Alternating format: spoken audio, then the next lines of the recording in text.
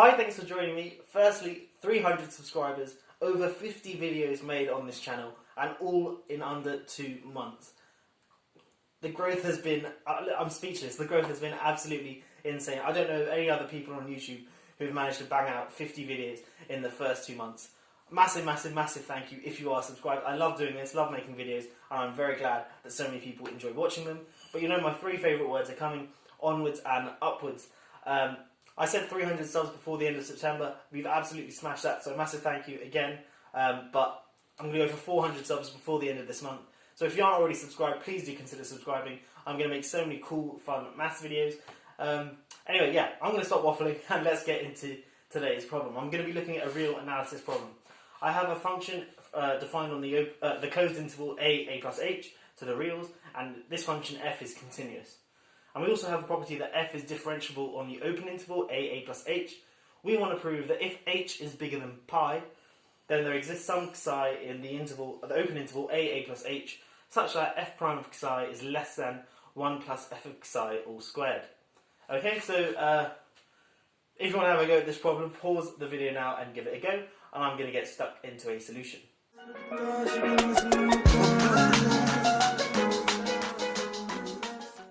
Okay, so let's look at the first 2 lines of the problem. We've got a continuous function on the closed bounded interval, and we're told that it's differentiable on the open interval.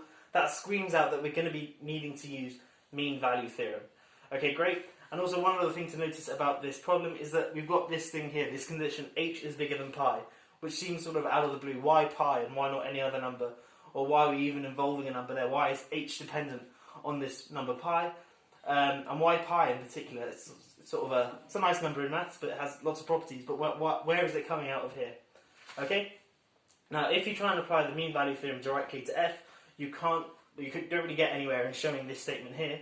And we know that this is our goal, so we want to be able to apply the mean value theorem to a similar function or a function of the function f in order to be able to prove this. And the function I'm going to use is this function g of x, which I'm going to define as the inverse tangent of f of x.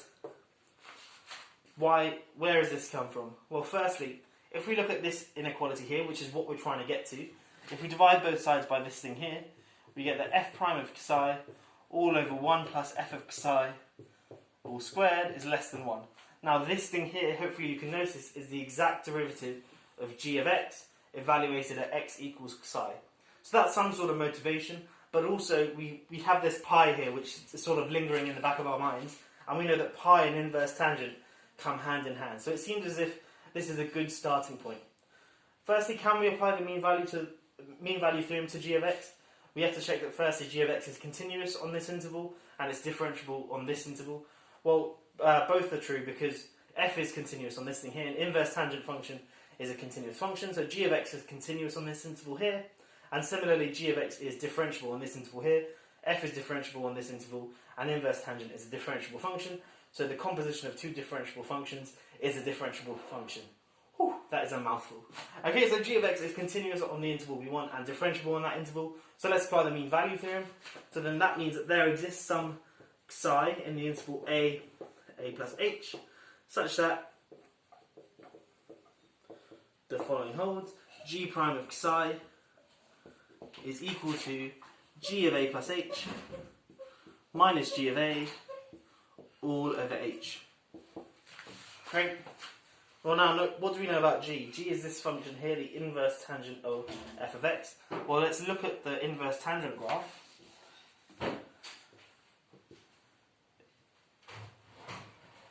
It looks something like that. And it has horizontal asymptotes at minus pi over 2 and pi over 2.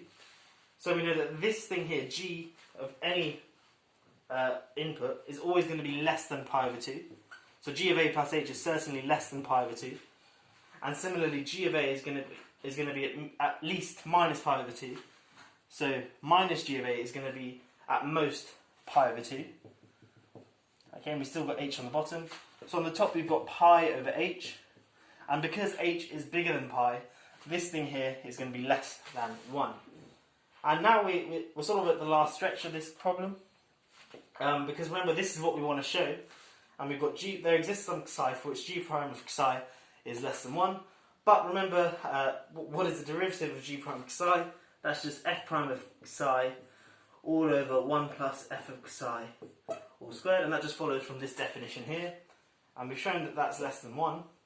And now just rearranging gives us the inequality we want. And notice we can multiply both sides by this thing here, because this thing here is always positive. Okay, and that solves the problem. We've shown that there exists some psi, of course. We're not saying what the psi is, but we're using the mean value theorem just to show that it exists, and that's what we need for the problem. And yeah, that solves it. It's quite neat, and it sort of is quite cute how the pi pops out here.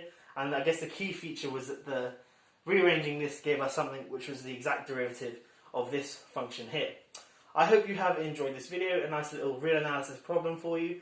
If you want to see more real analysis problems, let me know in the comments down below.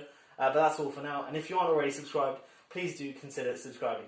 I will catch you in the next one. Have a great day.